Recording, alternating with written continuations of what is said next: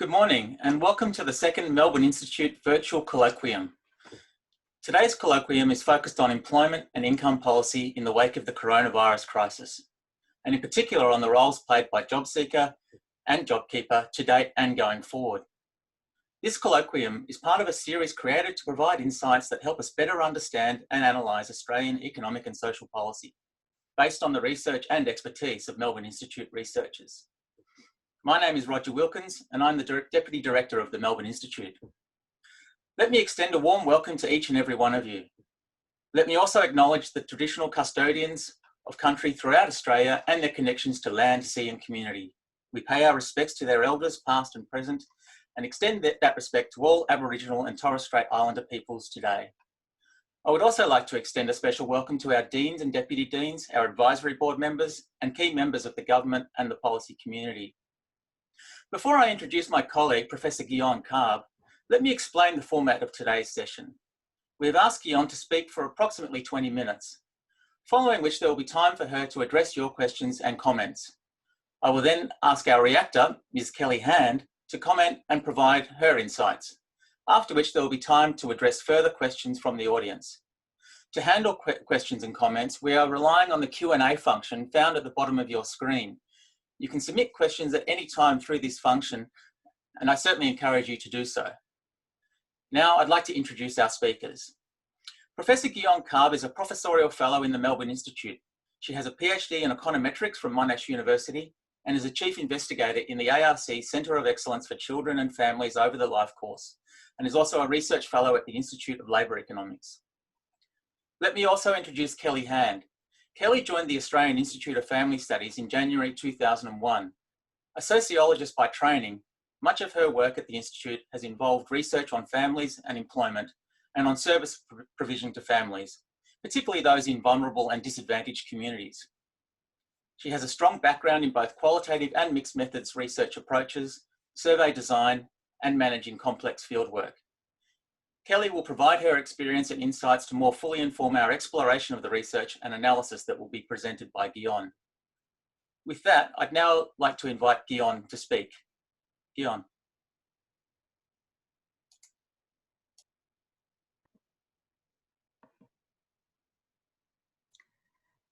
Okay, good morning, everyone, and thanks, Roger. Thank you, everyone, for tuning in today. So I'll start sharing my screen and set up my slides. So hopefully that goes all smoothly. I think up, yes. So before I start my presentation, I would like to acknowledge the contributions of my colleagues Nicola, Jan, Jordi, and Mel to the results that are presented in the coming slides.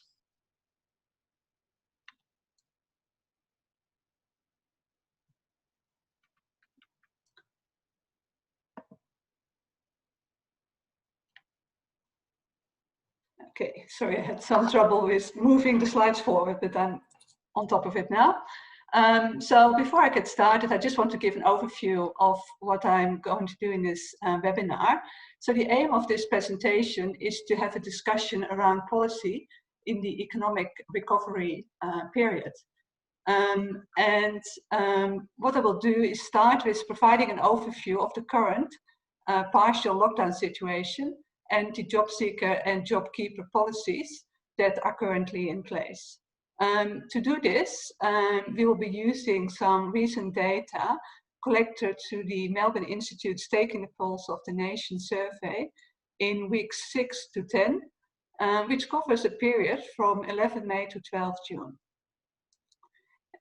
In the survey, we will be exploiting a couple of questions regarding the labour force status in relation to COVID-19. So we're focusing on change in hours or unemployment due to COVID-19. We'll also use some questions that we asked regarding JobSeeker and JobKeeper received by the respondents. Using this information, we're identifying some groups and areas of concern for the transition out of the lockdown. My presentation will then be followed by a discussion by reactor Kelly Hand and a moderated discussion. So first, the current situation. So most of you will know the numbers that have decreased in employment. So the Australian Bureau of Statistics reported that in April, 600,000 fewer people were in employment than the month before. And they reported a further reduction by 230,000 in May. So the JobSeeker and JobKeeper policies have cushioned the economic impact so far. But as we all know, both policies are expected to end in late September. Free childcare is likely to end even earlier on 20 July, together with JobKeeper for childcare workers. So it's important to start thinking about what impacts that may have on the economy going forward. So in the next few slides, I just want to present a number of graphs that show some of the impacts currently experienced by Australians. So this slide uses the information in the Consumer Attitudes, Sentiments and Expectations in Australia survey for the first 6 months of this year. So what we can see here for both men and women is that people in employment and self-employment, the numbers have decreased, whereas people in unemployment have increased. Using the question that we asked about whether people had faced reduced hours due to COVID-19 or unemployment due to COVID-19, we created a number of graphs to show the proportions in the different groups in these labor force status. What we see when we look at all respondents of working force age, so that's workers between 15 and 64, we see a substantial number of people with reduced hours and unemployment. So 22% of the respondents in these age groups were employed, but were also facing reduced hours due to COVID-19. As a percentage of everyone in the labor force, this is about 1/3 of all people in employment had faced reduced hours. In addition, we see about 8 percentage points, about 8% of people in unemployment due to COVID-19, which is nearly half of all people in unemployment. When we break down these numbers by age, we see a lot of variation. And the most striking observation we can make when we look at the graph on the screen is looking at the youngest age group. So this is the set of bars on the left-hand side of the graph. What we see here is that 25% of this group faced reduced hours while in employment. This is nearly half of all young people in employment. So that's a really substantial number. On top of that, we see that they face a large number of people in unemployment, 13%. This is on top of already high unemployment numbers.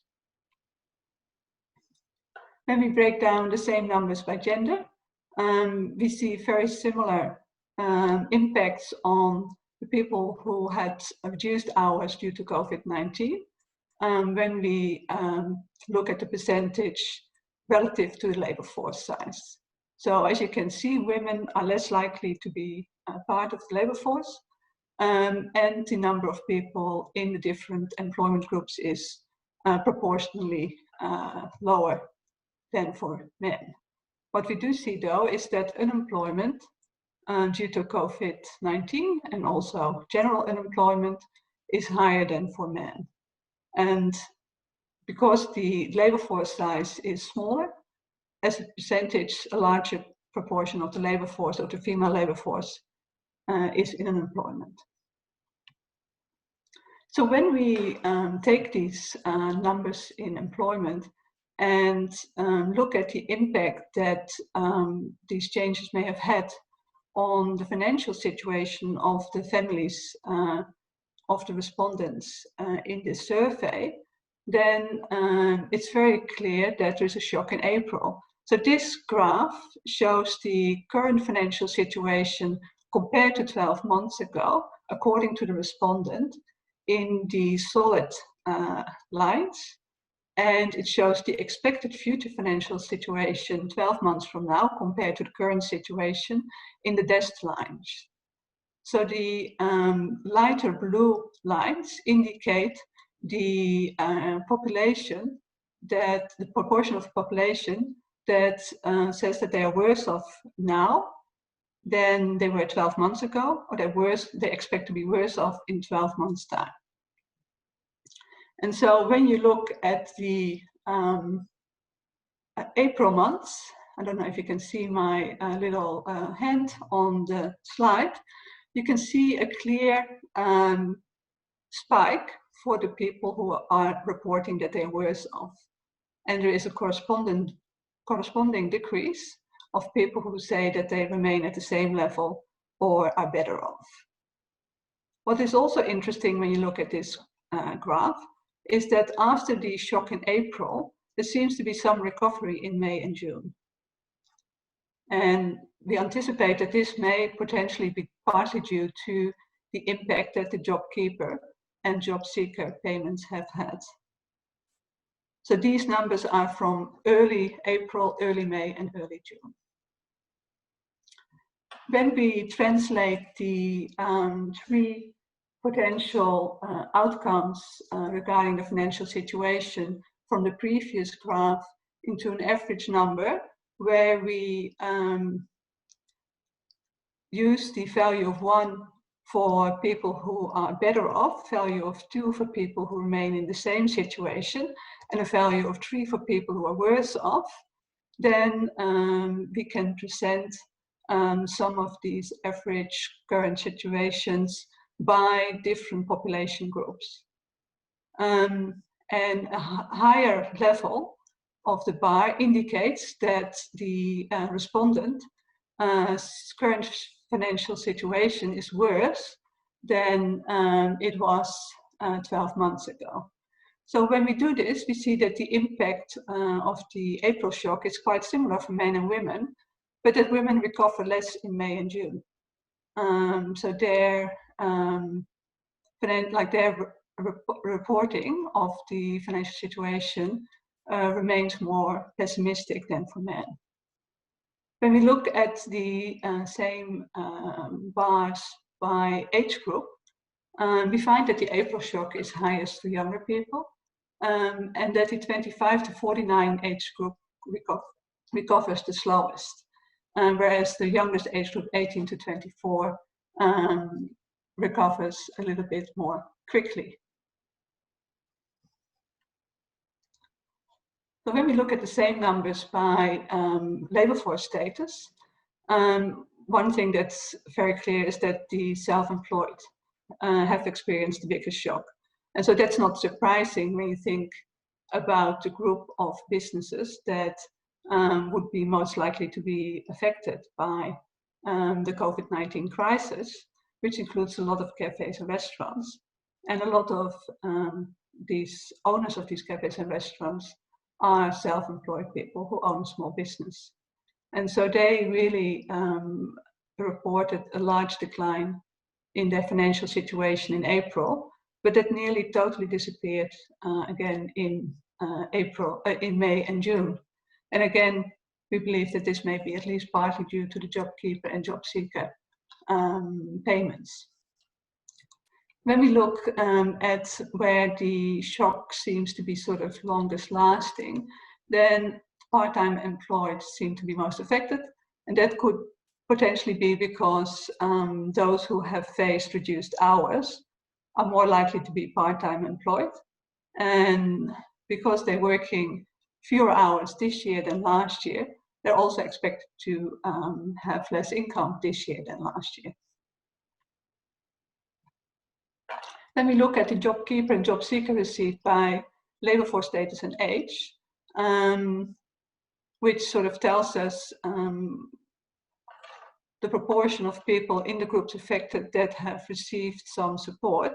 Then we can see that youth are less likely, young people are less likely to receive JobKeeper, JobSeeker, and that particularly the lower rates of JobSeeker receipt is sort of causing this, and this affects unemployed and young people the most. So when we look at the middle group of bars, where we look at the number of people who receive JobKeeper or JobSeeker that are facing fewer hours of work, there's not that much difference, and we see that around 40% of all people facing reduced hours receive either JobKeeper or JobSeeker. So this is a good proportion, but it also means that 60% are not receiving this. When we look at the unemployed, there's a much bigger difference between the group of young people, which is the middle bar in each of the sets of bars. So that's the somewhat turquoise green bar, and that's much lower than for the overall population, and also for compared to the group that's just above this age group from 25 to 34 years old. And so when we look at the overall population, we see around a third of all people unemployed receive JobSeeker, whereas amongst the younger age group, it's only 1/5. So when we sort of looking at these data and thinking ahead to the time where JobKeeper and JobSeeker will discontinue, we were thinking around some of the policy considerations in the economic recovery that we would like to pull people's attention to. And so one thing that seems fairly obvious from a lot of the data, so it's not just the data that we are using, but also data from the ABS and other sources, is that young people are very much affected, and perhaps disproportionately so. So the focus in our minds needs to be to ensure that young people can return to work as soon as possible. And this is sort of just based on the people that were in work when the COVID crisis hit. And as a result of the COVID crisis became unemployed, we really want to sort of assist them in returning to work as soon as possible. But that doesn't include the people that are currently completing their education this year and that we expect to come on the market by the end of this year, when they're sort of graduating from university, from TAFE, or finishing their high school. And so this cohort of young people will be entering a low demand labor market. And so it will be really difficult for them to find employment. And so although JobKeeper helps employers keeping employees, it doesn't really help them hiring new or replacement employees. And so it may sort of be important to start thinking about providing general support for employers and support for new workers who are entering the labor market. Because it's crucial to avoid creating a lost generation of workers, as people who have difficulties entering the labor market and are facing long-term employment at the start of their career are often facing the impact of that for a long period of time.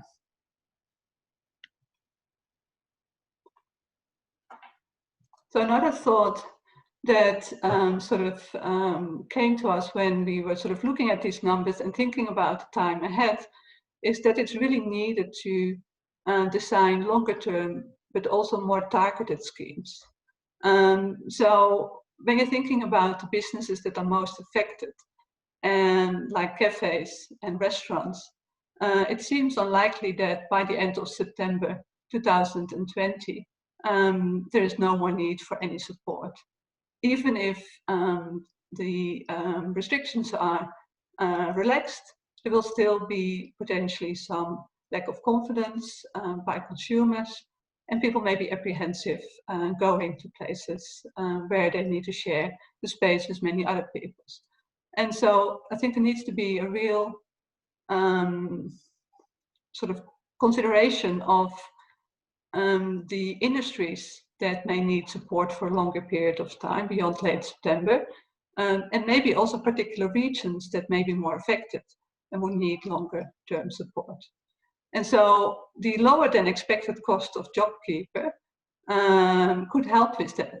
And if we combine that with a more narrow targeting of payments For example, by including a ceiling at the pre-COVID earnings, so that people who receive the support are not actually receiving higher incomes than they did before the COVID crisis. And doing this could help to keep programs in place for longer and potentially also include some groups in need that are currently excluded, because there are large parts of the population that are not eligible for JobKeeper or JobSeeker. In our minds, this is really crucial, because if some parts of the economy do not recover well, then this may have flow-on effects to other parts of the economy. And so when you end any of the programs, you need to really carefully consider what the potential impact on that part of the economy may be, but also what the flow-on effects may be. So to give an example, ending JobKeeper for childcare workers from 20 July onwards is concerning not only because it targets a largely female workforce, but also because it potentially risks childcare center closures. If that happens, that would affect parents' ability to participate in employment. And again, women would be the group that is most likely to be affected. When we're thinking about a group of in the population that's not eligible for the JobKeeper and JobSeeker payments, and where we may want to think about providing some support, we're thinking of skilled migrants, for example. So all temporary visa holders currently miss out on these programs. And so as a result of them missing out on this, it makes the cost of keeping this group of employees employed higher compared to keeping a permanent resident or citizen employed. And so as a result, employers might consider hiring temporary visa holders as a more risky path than hiring permanent residents or citizens. It could also make it more risky for immigrants to come to Australia, as it may force high-skilled immigrants out of the country, because staying in Australia and risking losing their job may put them at great financial risk. So even if they currently have a job, if they feel that there may be a risk of their employment being insecure, staying in Australia could be financially really making them financially really vulnerable.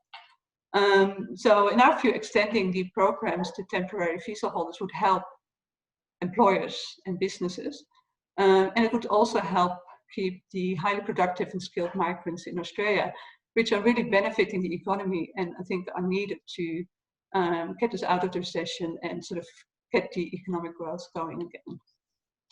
So to finish up, when we're thinking about designing policy for the medium term, obviously the overall aim should be to support viable businesses. So there's no point in supporting businesses if we don't think they're going to be able to survive in the longer term. And so it's really about supporting businesses through a temporary slump in demand, or maybe through a temporary increase in the cost of running the businesses due to sort of the restrictions that are in place, or to support them with one-off investments that may be required to enable the continuation of the business in the changed circumstances. And really it's about supporting businesses to hold on to their employees. Thank you.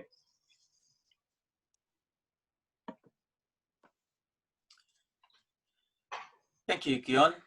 So now we have some time for some questions from the audience, and the first question I've got here is about how women have fared, so there's been reporting that women have fared worse from this very unusual recession, but the questioner is saying the numbers you present on reduced hours suggest women have fared better, and that the job loss is actually only slightly worse for women. Is there any explanation for this difference in reporting? So I think the reduced hours that we reported, they are the same as for men. So when you translate because basically the labor force of women is smaller than that for men. And so when you translate the number for women relative to the labor force, then men and women are more or less the same. But unemployment is clearly higher. And so the number I reported was in percent of the overall working age group of women. But because the labor force is smaller, as a percentage, the unemployment is even higher. So it was already higher in absolute percent, but as a percentage of the labor force, it's even higher. So I don't know off the top of my head, but it really is quite a reasonable difference. So our results support sort of the evidence that women are faring worse in terms of unemployment, if not, but not really in terms of the reduced hours. So we don't really see the reduced hours. And so I don't know what other evidence there is on people reducing hours and whether that's sort of inconsistent with what we have. But yeah, we see it mostly through the unemployment. And maybe if I can add one thing. So one thing that we did see in April was a really large decrease in the number of women in self-employment. So there was a really big drop there, which was somewhat surprising to us, and I don't know whether other numbers support that as well. Could it also be that women, and I don't know these figures, but are more women than men receiving JobKeeper? So is that perhaps also masking the extent to which women have been more adversely impacted, that more of them are receiving JobKeeper at the moment? Do we know that? That shouldn't affect the number of people that, because we basically asked them whether they faced reduced hours. Or you mean that they sort of get reduced, like they sort of? Well, just yeah, that. Yeah, not sure what, yeah, I think basically we asked them whether they face reduced hours, and that's independent of whether or not they receive JobKeeper or JobSeeker. And then we asked separately about the JobKeeper and JobSeeker. Yeah, I guess I'm sort of thinking, looking forward, are women more vulnerable than men to the removal of JobKeeper?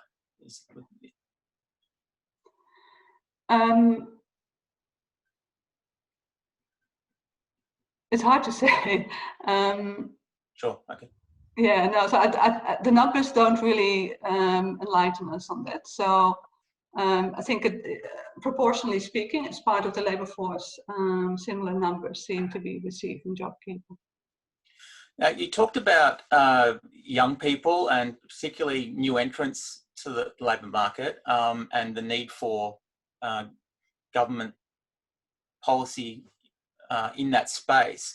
But I guess inevitably the recovery will take time. It's not going to happen straight away. So in that context, what do you think is given that it will be tough, the labour demand will be weak, particularly for new entrants, what would be the policy prescription, you think, in that context? And also you mentioned that supports for employers might be needed to help young people get into work, but what would those supports look like? What sort of things do you have in mind there?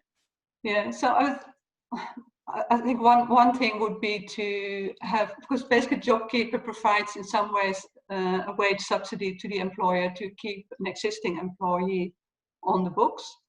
And so I think extending something similar as that to hiring like a new employee would be really helpful. And maybe you do need to sort of try and sort of focus it on the sort of the younger age groups.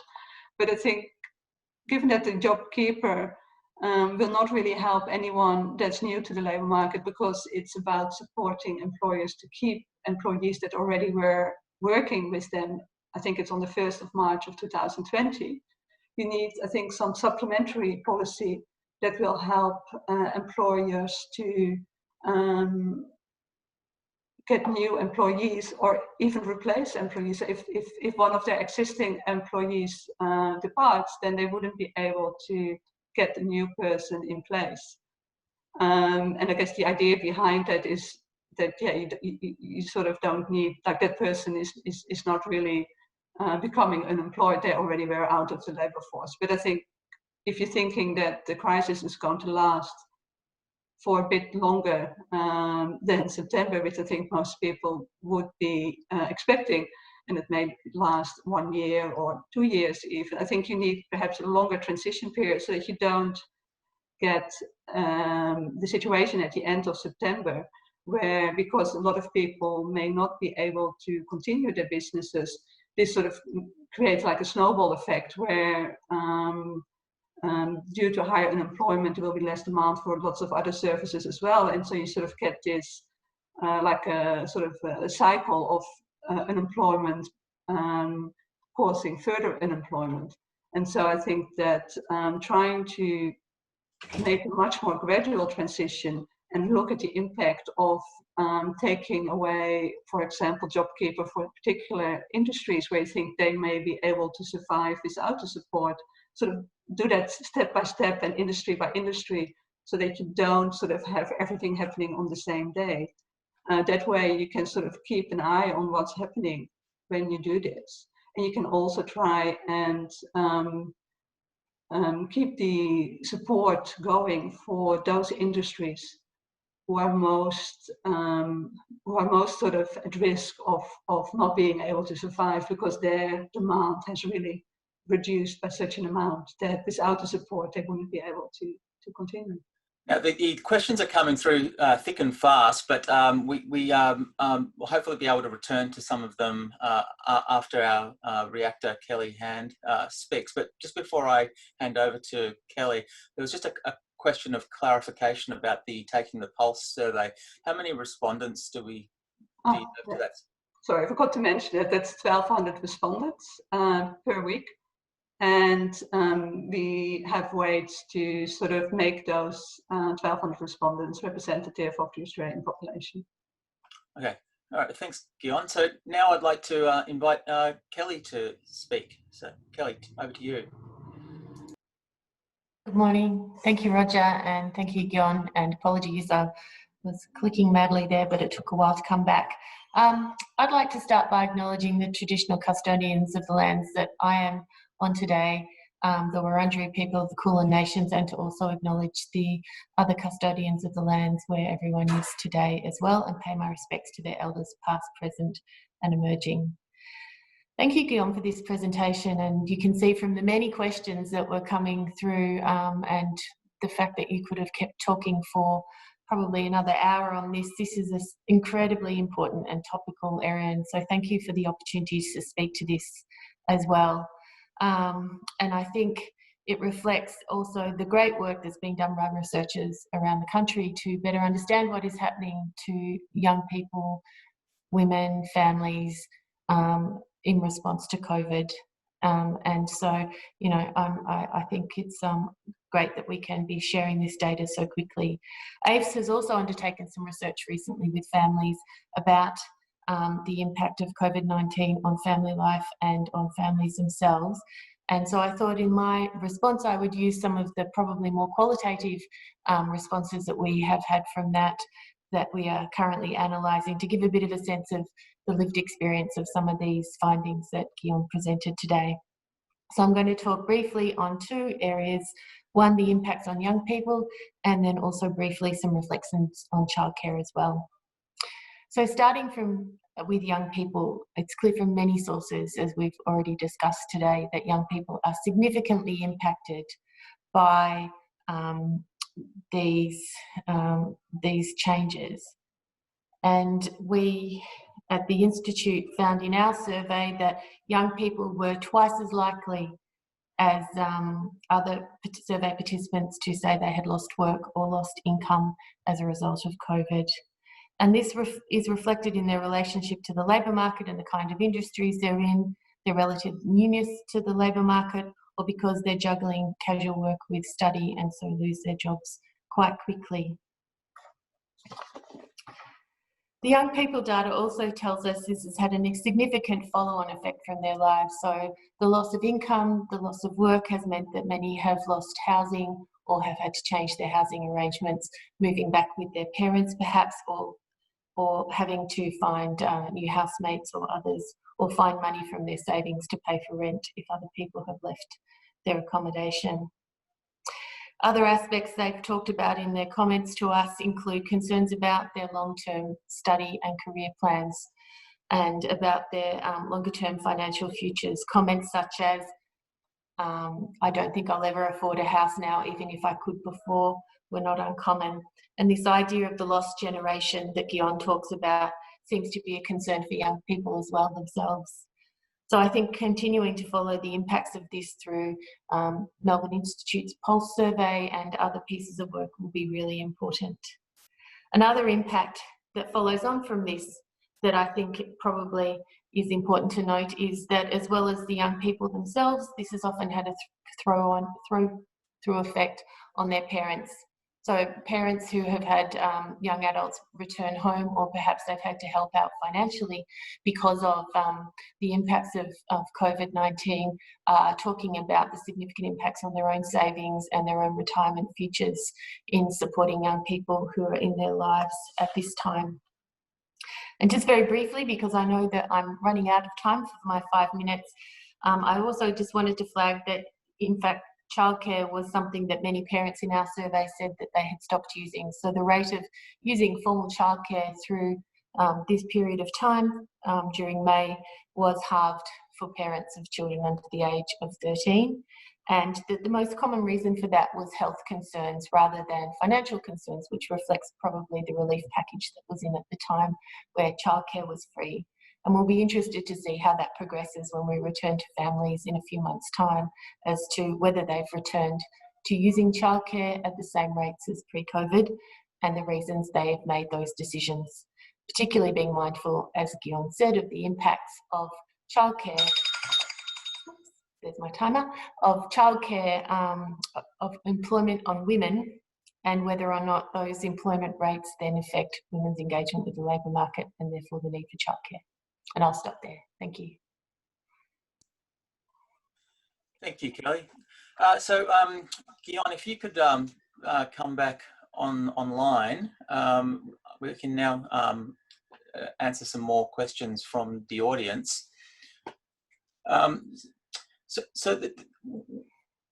One question that's about childcare is, what do you think was the thinking of the government in targeting that industry in terms of removing JobKeeper? And I mean, I understand there was some other injection of funding into the sector, but has that not address your concerns in terms of the interests of childcare workers and also people using childcare? And I guess that's really, I suppose, a question for both of you, but perhaps Guyonne, you could start. So there was other funding provided instead of JobKeeper. And I think for some childcare centres that may be all right, but in other cases it may not be. And so I must admit, I don't really understand why childcare was sort of singled out to be the first one to have JobKeeper ending, because it seems like an industry where there's so many codependencies. So if childcare centres cannot cope with JobKeeper being taken away for them, and parents are not coming back to the same extent after childcare when childcare is no longer free, then if a childcare centre in a particular area needs to close, then that may have flow-on impacts on the parents in that region. And so to me, it seems like one of the industries that you wouldn't want to start with, because it so clearly seems to have these potential flow-on effects. So it's, in my mind, it's a risky industry to start looking at what the impact of ending JobKeeper is, even if you sort of replace it by another payment, because this sort of JobKeeper is sort of one aspect. The other aspect is sort of the ending of free childcare, which will have an impact on whether parents will continue to use childcare. So some parents who may have faced reduced hours or unemployment may decide that they can no longer afford childcare. If they pull their children out of childcare, then that may make it more difficult for the childcare centre to sort of continue providing the services. And so, yeah, I think that's sort of the my thinking, and I must admit I don't really understand why the government started with this particular industry as the sort of guinea pig in a way. Kelly, do you have any thoughts on this? I mean, I you know, as Guyonne said, I couldn't comment on why the government has made those decisions. Certainly, our research is suggesting that parents at the moment are not making the decision based on finances because of free childcare. So how that plays out as that changes is something I guess we will pick up in further research as you will in your surveys. But certainly the other factor I think is that grandparents are still very hesitant to provide the kinds of free and informal childcare. So it's a double stress for parents because they have both the formal and informal supports less available to them potentially. And given, you know, current events in Victoria where we have increases in the virus at the moment, I think that has made people become quite hesitant again. So understanding the nexus between that, I think, is going to be really important for policy in the next 12 to 18 months until we have a vaccine. Another question is focusing on the fact that the disproportionate effects have been on the young and on women. Does that influence? Well, the question is essentially, you know, how does that influence how you design and target policy going forward? I guess, Guyonne, you've addressed that a little to some extent with your talk about policies targeting young people, but are there any other ways in which that disproportionate effect on those groups would have implications for the design and targeting of policy? So I think that to some extent the particular impact that it has had on these groups is partly due to the industries that these groups are in. So I guess a lot of young people are working in sort of retail or in sort of cafes, in sort of the tourism industry, accommodation. And so it's not necessarily that the policies need to target those groups specifically, but more the industries that are most affected. And I think if you do that, then you will help these groups as well. Because it's not, I don't think it's the case that these groups are sort of discriminated against in any way. I think it's just the effect of where they are working. And they're working in the industries that were most affected by the COVID crisis. And as a result, the impact on them is the biggest. So I think if you address sort of, if you sort of focus on policies that help the industries that are affected the most, Sure. I think you will be helping those groups. Okay. Kelly, did you have any comment on that? I am conscious though of times that... Yeah, no, I agree with Guyonne. You know, certainly from what we're hearing and seeing, it's largely driven by the work that young people and women are engaged in and the industries they're in. So yeah, I don't have a lot to add. Okay, well, I'm unfortunately going to have to wind things up there. 45 minutes is clearly not nearly enough time to address what is obviously a very multi-layered, complicated and important topic. I would note that, you know, many of the questions I wasn't able to get to, but we will be posting them on our online post the event, and so you'll be able to see what other people were asking, and we may be able to, I'm not sure whether we can, but if we can answer some of those questions online.